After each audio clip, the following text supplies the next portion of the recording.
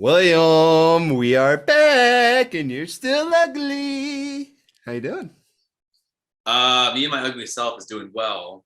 I gotta say, I haven't talked to you. Well, I've talked to you every day. We haven't been on this in about 10 days. So, Been a fun minute. little episode today. I gotta say, I do miss the adrenaline rush. I guess might be the best way to describe having a game that you bet on, whether it's an over under, whether it's a team covering, coming down to the last second of the game that happened. I'll get into that in just a minute. Fuck, I missed that. It was amazing. Yeah, it's awesome. Sports are back tomorrow. We'll get into it. But guys, welcome back. It's September 1st. Turn the page on new calendar. Football is back. Back. We have Buckeyes tomorrow. We have UAB game tonight. Well, how's it feel? I mean, September, we got through summer pretty much. School's back in session. You ready to get going here on a grindful football season? Yeah, it's time. There's no way to say this. We are long overdue. We are. I think what happened last year was because of the pandemic, because there was no fans, because there was not a lot of media access to players and practices and coaches. It kind of just was sprung on us to where we were like, oh, hey, look, the season's here. We've had a natural buildup now, right? Like we've been ramping up and it's like the first real season. Yep, we've had the preseason. BDN said it yesterday. He was just like, it feels like the preseason has been so long and we still have so far to get to week one. Like we're still like 10 days away from week one. Well, college football is back. Well, we have college. Officially. I'm talking NFL. College football is back, just like NFL. Like you don't have as much access to college preseason, so like the college season snuck up on me a little bit quicker than the NFL has. Mm-hmm. I mean, NFL, I'm watching Browns content every single night. I'm seeing my head coach talk to me, seeing how the players are feeling, like I'm checking in on the boys, making sure we're ready to go to Arrowhead soon.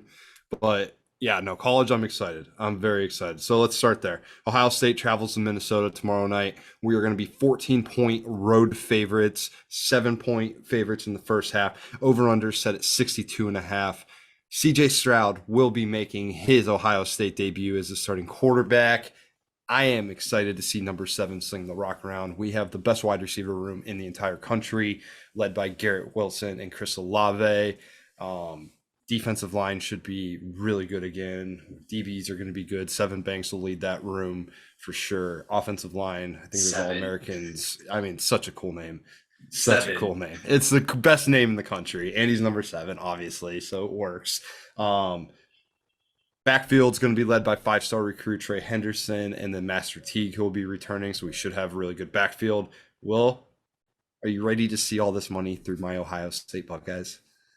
Unfortunately, yes, I will. You mentioned the line. What was it for the first half? 7? 7. I mean, for them to only be laying 7 points, I don't know what the odds makers know that we don't. I feel like that's pretty generous. I thought it would be a little higher. I'm hammering it. Oh, smashing the fuck out of that. Smash that. Absolutely. This might be, and I hate, and like this is what scares me. This always happens. It scares me. It's early. You never really know what you're going to get, especially with a young quarterback. But this is the most confident I have ever been in a pick. I don't know, dude. You've had some other pretty slam dunk picks. I think you can attest. Minnesota is coming off of a 3-4 season. Like, I'm sorry. Minnesota, it's so hard for Big Ten teams to imitate and prepare for Ohio State, and I'm not trying to be biased. I mean, if you just take an outside look, it is so hard for Big Ten teams to prepare for Ohio State's speed, size, and depth. Nobody has it. We have 5 stars that are struggling to see the field, that are our practice squad. No other team in the country has that. Like, it's just so, I think that's truly why Ohio State's dominated the Big Ten the way that we have the past decade, because we see things every day at practice that no other team can give us on game days. Yeah, I mean, I'll give it to you. You guys recruit very well. Yeah, you do have a plethora of fucking 5 stars that won't play. I mean, that's what's kind of crazy about that. Like I said, Minnesota, you mentioned, it's coming off a 3-4 season, off of a COVID year. again, I don't know why the line is 7 in the first half. I mean, if you want some easy money, you're going to hit that bet. I mean, you have to at this point, right? I mean, I was thinking maybe -10, -13, but then again, I think Justin Fields, he's in the NFL now. You guys lost a couple starters, both sides of the ball. I mentioned earlier, so that this is really real football starting college football wise. We had week 0 last week, which is great. So speaking of the Big Ten, you had Illinois and Nebraska. We won't spend too much time. I just have to mention the fact that I had bet the under, and I know betting the under it goes against what we say and it's bad for our health and all the blah, blah, blah. There was a moment in that game where I think the line at one point was 52.5. I bought in at 53. So Nebraska had scored. It got the score to 52. I got the score. The total was 52. If they kick the extra point, I push. If they go for 2 and make it, it's botched. It's burned. Right. Dude misses the fucking extra point, and I'm just like, oh, I had a fucking week 0 Big Ten game where Brett Bielema for Illinois, for whoever bet, +7 on Illinois. Good for you guys. God, I missed that rush. You were going to feel it tomorrow. You're going to feel it this weekend. For those of you that are watching, you're going to feel it all weekend with us. Oh, I'm so happy it's back. I can't wait. Yeah, I'm excited. So, well, like I said, I'm going to hammer. Well, I'll give the pick here. We'll cut this, put this clip up tomorrow. I'm taking first half -7, lock of the lifetime, lock of the century. I know you said you're taking that as well. I think that that's going to be the only bet that I put in on this game tomorrow. On that game alone, right? Yeah, on that game alone. I think that. What's the total set at? 60 what? 62.5. There's a part of me that wants to hit that too. Ryan Day's a greedy asshole. You know that he's going to want to come out strong and really establish a dominant mood, right? And he's literally going to let CJ Stroud sling the ball deep if they're up big. But also, Minnesota does have a preseason second-team All-American at running back. Like, Minnesota's still going to be – they're either going to put a lot of points on the board or put no points on the board. And if you watch Ohio State last year and the season before, do not get me wrong, Ryan Day is really good at covering spreads, but he's great at covering first-half spreads. Ohio State has had a tendency to – I don't want to say try things in the second half, but, like, get – complacent in the second half and fall apart almost, or get a little too fancy. Yeah, or like just try things that like don't work. And I know that they try things a lot, like when they're up big, whatever. But then they fall apart, meltdown sometimes. So I just don't know. Week 1, I kind of just really love the first half. I could see him covering for the game. I get, like I said, -7. I really still feel is relatively low. Again, we haven't seen CJ Stroud, I believe, right? Like he's a freshman. So I think he's played like 52 total snaps, and I don't think he's attempted a pass. Yeah, garbage time. But I will tell you, Warden Columbus has it. He is a better thrower of the football than Justin Fields. Really? He's not a better athlete, but he's a better thrower of the football than Justin Fields. Well, his best friend, Chris Olave, a San Diego product, he stuck around. I think he's due for a pretty big season. I'm going to assume that he's going to do well at the next level in the NFL. Yep. I'm excited for this dude. There's so many good matchups this weekend. I mean, I think UCLA is playing LSU. I mean, you look at Wisconsin, they have a good game. Oh, This is so Clemson's playing Georgia. I'm excited for the weekend betting show. Very much so. Oh, but that's all I want to talk about for Ohio State. Let's move on to this. Bishop Sycamore Academy. Have you seen anything about this? Dude, talk about a plot line from like a TV show. I mean, so for those of you that don't know, Bishop Sycamore High School is a fictitious school that a bunch of, I guess, random kids and some guy was apparently the head coach, got arrested, by the way. He's been arrested. Put together He's been arrested? Yeah. They put together a resume for ESPN to televise their game against IMG Academy, which is just, I guess, the #1 powerhouse football school in the nation. One of those kids everyone are going D1. 5 stars everywhere. Which is just so fucking funny. Because I think of like the movie Accepted. I don't know if you ever saw that. Let me touch my wiener, like that with Jonah Hill.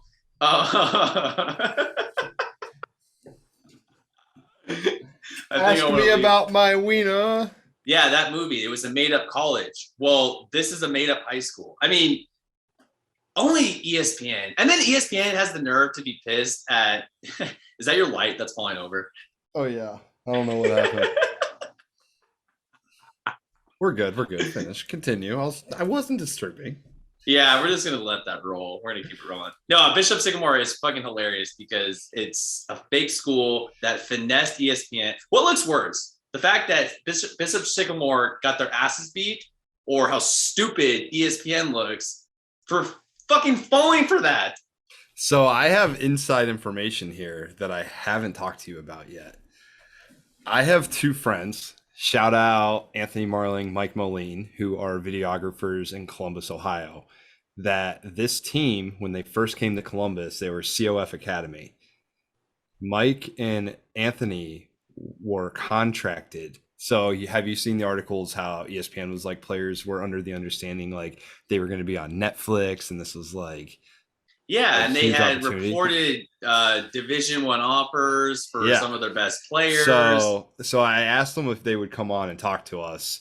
Yes, this is a little bit of peer pressure now, Mike and Anthony, but they were contracted by that school to like almost film every practice, like every games, like travel with them. I'm not sure the extent of what they were with them. You didn't really say that yet, but they have all this footage of the first year. And Anthony and I were texting 2 days ago, and he was telling me that, dude, there is some mind-blowing shit. Like apparently like Complex Sports is asking for the footage. He said that there's other like big companies that he wants to like either sell the footage to or like get. Are these your high school buddies? These are college buddies? High school buddies. So what are we waiting for? We got to get these guys on. Yeah, that's what I'm saying. Like I'm putting the peer pressure on right now.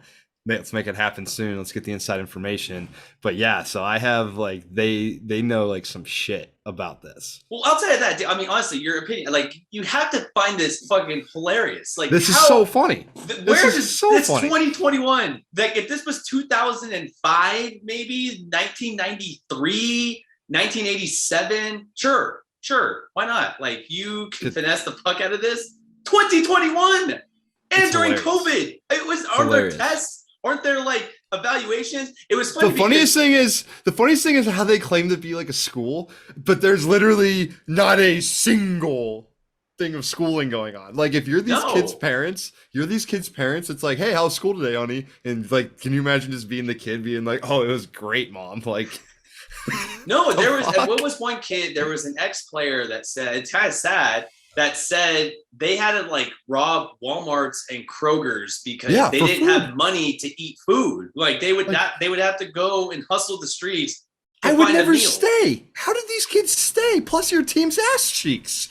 It's not even like you're fucking good. Like if you were good and like it was like a struggle thing, okay, I can understand it. But they fucking suck. Well, then these kids are like sharing hotel rooms and bouncing checks and dude, what? Like, how do you fall? Because that goes back to the parents, right? Like, because some of them are young, some of them are under 8. Even if they were 18, like me and you didn't know shit when we were 18. We still don't know anything now. So I still would never do that, right? And like, how do you sell that to a parent? I mean, are you? I would literally call my mom and be like, yeah, this like sucks." I just think I honestly gotta give them props. I think it is so impressive that they were a nationally televised game. And it was so funny because the announcers that were calling the game, you know, they're professionals. They got to take it seriously. They're going to treat it like a college or NFL game. That's fine. They were bitching about how, because as a play-by-play and color analyst, you got to do your homework. You're doing extensive background searches on your stuff so you can have a conversation on air. They were like, IMG supplied ample amount of information and video. And then they started talking about Bishop Sycamore, and they were like, yeah, we got a printed computer piece of paper with names that look like someone not even jersey numbers. They didn't even get jersey numbers. Like number 4, Bishop Sycamore, touchdown. Well, they got shut the fuck out. It's like tackle number 4. I think that's impressive. That is it's crazy. Wow. Crazy. All right, last thing I want to talk to you about. Cam Newton cut. Mac Jones going to be the starter in New England. I think this is wild. Wild. Not that Really? I'm like overly surprised, but like every report I read and was seeing seemed like Cam had like a great offseason.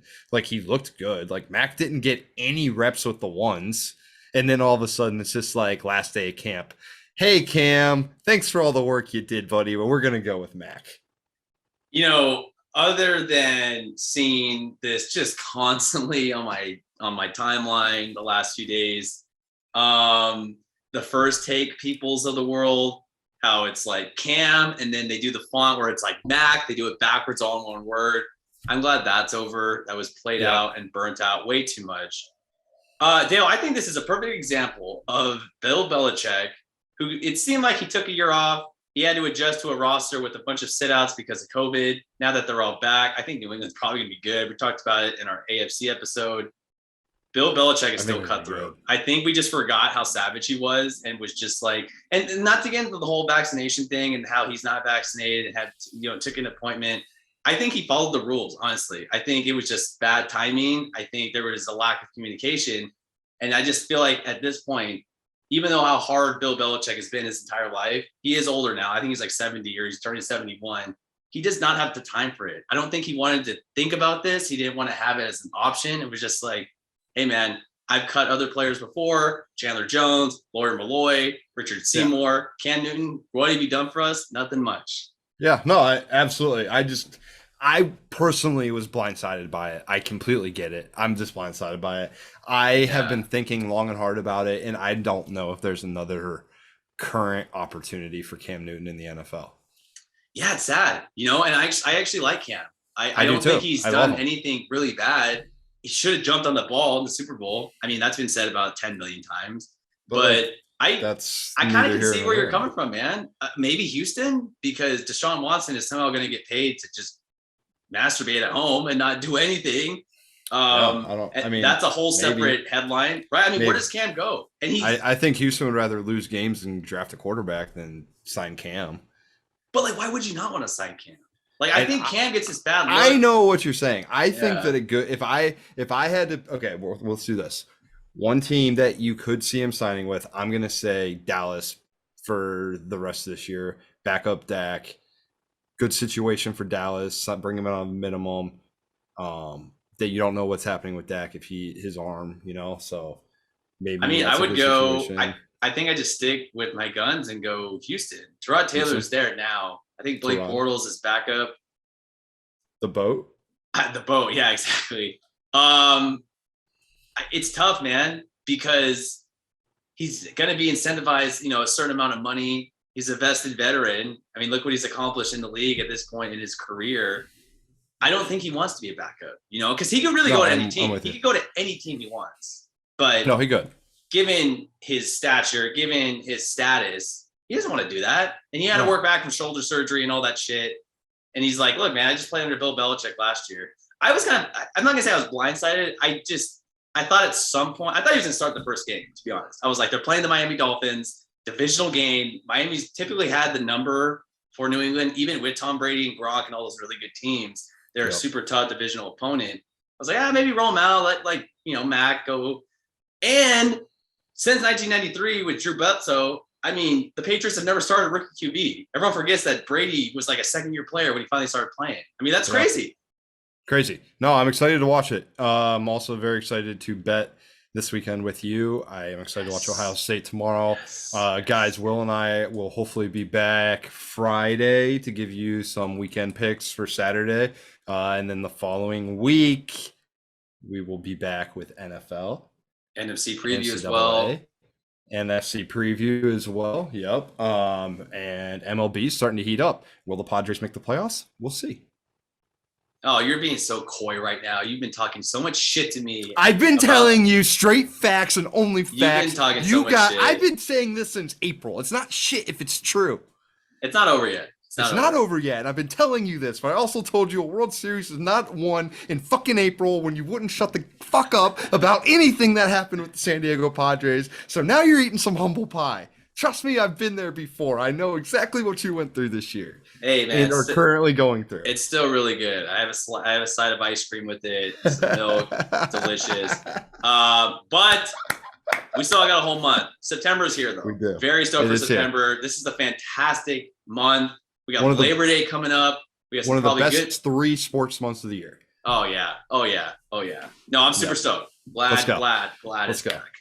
We're here. Love you, buddy. Talk to you soon, guys. Thank you for watching. Give us a follow at Will Galvez, at Arendelle _ at JP25 Media, at wotmdaily. See you this weekend.